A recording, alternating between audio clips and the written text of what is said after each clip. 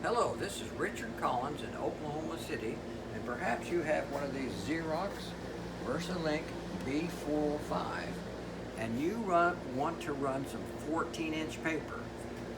You can run 14-inch paper through the bypass, or you can take your tray out,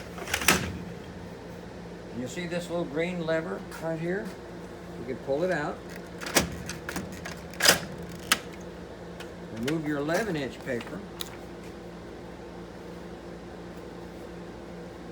Put in your 14-inch paper. Now you'll have to move this also. And you'll see how it's lines up, okay? Now when you go to close this, you're going to say, hey, that doesn't look right, Richard. What's wrong with my copier? Well, you need to have one of these. You can actually run it just like that. But they make this also, where you just install this like that.